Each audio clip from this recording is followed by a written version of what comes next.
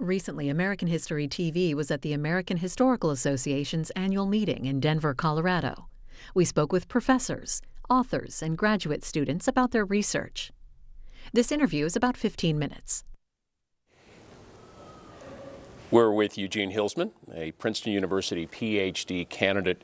Tell us what some of the early examples of early recreational or personal uses of marijuana in the United States. Yeah, in the United States, I think it really became popular in the late 19th and early 20th century, right?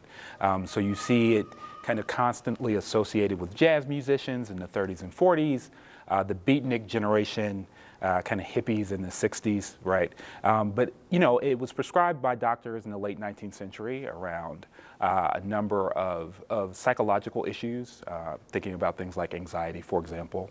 And so in North America, particularly with Mexican immigrants who kind of came to the United States, really helped popularize the association with marijuana in the late 19th century. So it was legal for medicinal purposes and for recreational purposes? Well, so states started to criminalize marijuana policy as early as kind of the, you know, if you're thinking about 1900. So by 1931, you have 29 states that have already decided to criminalize marijuana possession. And so in thinking about kind of what the federal government was responding to, there was already the attitude that substances like marijuana should be illegal. But the real issue came with the mechanisms to do so, right? So thinking about the early 20th century, the federal government didn't have a lot of confidence, right, in the laws that it was implementing. So in 1937, the federal government passed the Marijuana Tax Act, right, which was actually a part of the Department of Treasury instead of the Department of Justice or the analog. And so what they decided to do was essentially issue a stamp to doctors who wanted to prescribe marijuana. And then the federal government never issued the stamps, right? So in theory, you could imagine a system in which doctors were still able to prescribe marijuana, but in practice, they weren't able to because the federal government would never issue the clearance for doctors to actually do so. Back us up for a bit sure. on the 29 states and others that made it illegal. What caused them to make marijuana legal? And this is similar to drug policy in a number of examples, right? Often identify with marginalized communities, right? So you have the example of opium restrictions in California, right? And thinking about drug dens, people who are frustrated with kind of development, concerned about influx of others in a number of circumstances, and we have situations in which there was a lot of dissatisfaction with African Americans in the South. There were stories of people who were using cocaine and becoming superhuman, right? Bullets couldn't stop them. And so this is driving a lot of the concern, right? Remember, you also don't have a really robust media in this moment, and there are also not a lot of direct experiences with drug use. So people are kind of taking it as an article of faith, whatever they read in the newspaper or whatever government pronouncements might exist. In your research, have you ever found any correlation between what was going on in the temperance movement and then prohibition and the drug scene, or the marijuana in particular? Sure. So my research starts a little bit later in the 20th century. But certainly the progressive ethos, right? The idea that human behavior is correctable was driving the impulse a lot of this legislation, right? So whether it's drugs or alcohol, they're kind of in the same basket of things, right? Thinking about the ability for individuals to, through legislation, right, and the authority of agencies to be able to correct behavior, right, to keep people out of saloons, to stop people from ingesting in substances that might be dangerous, not only for themselves, but also for their families and communities. The focus of your dissertation of research is the period between, and marijuana use between 1968 and 1996. Correct. What changes during that time? Yeah, so there are a lot of changes, right? And, you know, I have a lot of thoughts about this particular issue, so you can just stop me whenever you need to. When Nixon becomes president, right, one of the things that's really interesting about this time in American history is that there's a fair amount of experimentation with regard to drug policy, right? So Nixon really has a three-pronged solution to addressing drug concerns. One is on the demand side, right? So you can imagine this in thinking about law enforcement, right? So practices that essentially incentivize people to not do drugs, right? So whether it's through aggressive police action or other types of incentives to keep people away from drugs.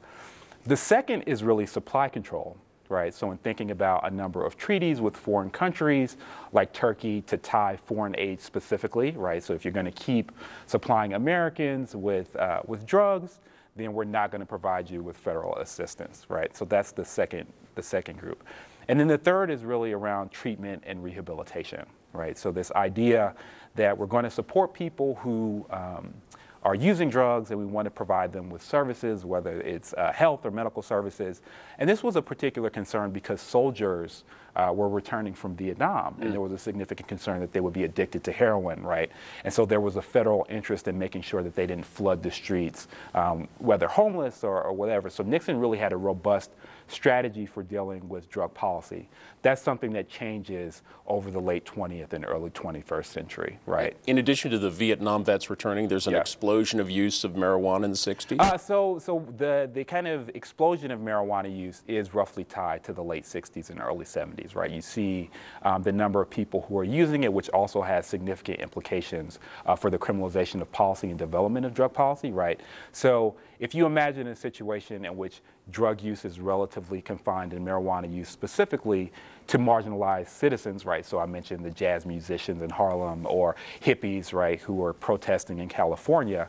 You can imagine in which the policy might not be as sympathetic to making sure that those people were incorporated into kind of modern society. But as more middle-class young people started to use drugs, particularly marijuana, there became a greater concern, right, as far as the punitive aspect of drug policy to figure out how people could be not only rehabilitated, but ensure that they weren't kind of locked up for extended periods of time. One thing must have been feeding the other, because with the more demand, you have supply issues. In other words, For sure. This is another problem for government in that time period. For sure, absolutely. And one of the things that's really challenging about marijuana restrictions is that it's relatively easy to grow, right? You know, its nickname is weed, right, because it grows everywhere. And so people who are really thoughtful about figuring out how to constrain supply were really concerned that a policy that focused too much on it was not going to be successful over the long term. And so they really had to think more about demand, right, reducing interest, thinking about ways to kind of limit the appetite or enthusiasm for marijuana was the only thing that was over the long term going to be a satisfactory response. Quick question on historical on that weed. Is Yeah. marijuana a plant indigenous and native to the United States? That I don't know for sure. If I had to guess, I would say yes, but don't hold me to it. Let's go to the bookend of your research, For sure. 1996. Yes. Why that date? What happens as we move through the 60s, 70s, and 80s? Sure. So I'll start with a little bit of a framing based on the time frame. So you have in 1968 the emergence of the Nixon presidency, but also a commission in 1970 called the Schaefer Commission after the former Pennsylvania governor, which mostly populated by Republicans. About 75%, a couple of senators and a couple of congresspersons. And after 2 years of research, they essentially recommend to decriminalize marijuana, right? So this is in 1970, Republican president, a Republican commission comes back with the recommendation that says we shouldn't criminalize possession, right? So that was how I kind of got into the story.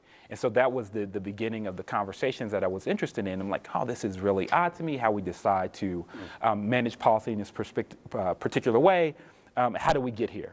1996 is the Compassionate Use Act in California, which institutes the first really broad medical marijuana program, right? So it starts with really punitive policy and then to this kind of open space for alternative considerations of a marijuana regime, which has led us to kind of the current day.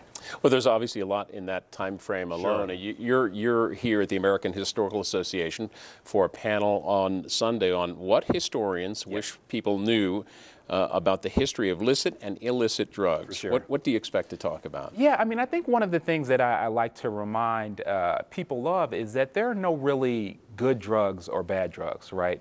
Only constructive ways to use drugs and destructive ways to use drugs, right? And so thinking about kind of an artificial ranking or the problems associated without kind of thinking about the context, I think is problematic.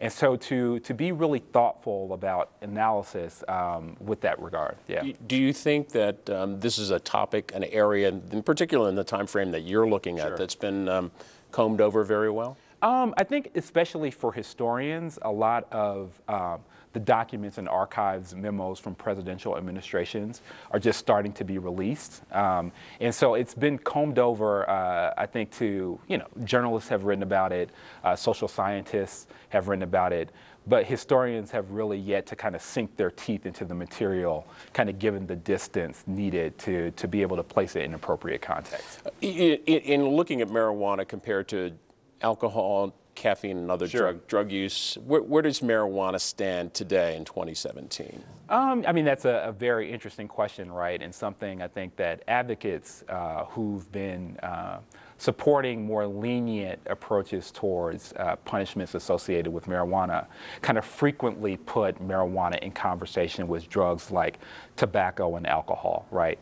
And that framing of, is marijuana more similar to those drugs, like caffeine, tobacco, and alcohol, or similar to drugs like heroin or cocaine, in which a lot of the battle is actually fought, right? So if you can place into conversation with things that already have kind of a regulatory understanding, people understand that, okay, you can't use it when you drive, it shouldn't be given to young people, right? There's already a system in place to kind of incorporate it into our social fabric, right? Then it's an easier battle for advocates to wage, whether it's, put in conversation with drugs like heroin or cocaine, which seem to be more outside of kind of the mainstream understanding, not only because fewer people use them, but just people have fewer experience with it. Looking 10 years, 15 years down the road as a historian, if you look back at the election in 2016 and the experience here in Colorado and other states, what do you think in particular those changes will mean historically?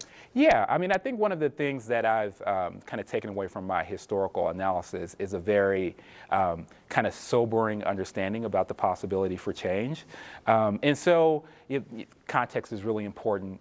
Conditions change, progress in one area is sometimes rolled back in another. And so I think there will actually be a hard cap on the number of states that essentially decide to legalize marijuana. I think there'll be clusters of places, and we're starting to see that emerge already in the West, in the Southwest, some spaces in the Northeast, for example, when you see Massachusetts and Maine, which in this last legislative session have just decided to legalize marijuana. I think in the Midwest and in the South, there will always be states who are not as excited about the possibilities or prospects of legalizing marijuana, and you'll essentially end up with a federalist solution where you have some states decide to legalize it, some states have half measures where they have a medical marijuana regime, and some states that decide to criminalize it. Back to your PhD research at Princeton, what's the most challenging part of doing research on this topic? Yeah, I think for me, one of the things that I started to think about when I was, examining possible topics, I wanted to write a history of the DEA. And it was really challenging because a lot of the records are sealed, right? And so kind of thinking about freedom of information requests, the things that are necessary to get access to the type of documents that would allow you to write a really capacious kind of political history just weren't available, right? And so that's been one of the challenges that I faced, whether going to the archives in Washington, D.C., or trying to collect all the information across a number of states, that it's not necessarily in one place. And even when you have it, it's not necessarily easy to access. You mentioned finding the results of this Schaefer Commission from the 1970s. What was that the sort of aha moment in terms of finding an area to really focus in on your research? Yeah, so I'm actually from Atlanta. And so because of that, the first kind of archive that I ended up going to was the Jimmy Carter archives, right? And so the story, which is really fascinating, unfortunately we don't have time to talk about it now, but Jimmy Carter was someone who during his campaign really thought seriously about marijuana decriminalization as a political strategy and an appropriate public policy. And so the first chapter that I ended up writing about my dissertation was on marijuana policy. And then the second chapter, when I went to Washington, D.C., was this interesting Schaefer Commission example. So that's kind of how I was funneled into marijuana specifically. I thought I was going to write this broad drug history that would, probably end up taking me 50 years to get my PhD, but decided to narrow it to marijuana. Are there many other doctoral students or professors in this field? For sure, for sure. I definitely think as we think about kind of the significance of mass incarceration in criminal justice policy, there's a new generation of scholars who are really interested in exploring these issues, and that's one of the reasons why I came to the subject matter as well. But I'm definitely interested in looking to the next generation of scholarship. Beyond this research on marijuana and your doctoral research, what other areas of history are you focusing on or would like to focus on? Oh, wow, that's a great question. I think my advisor would probably hope that I would focus on this one. But still interested in criminal justice policy broadly, post-World War II policy, kind of social, cultural, intellectual development around a whole host of issues, but thinking more about social policy development. Here at the American Historical Association, Eugene Hilsman, PhD candidate, Princeton University. Thanks for being with us. Thank you very much.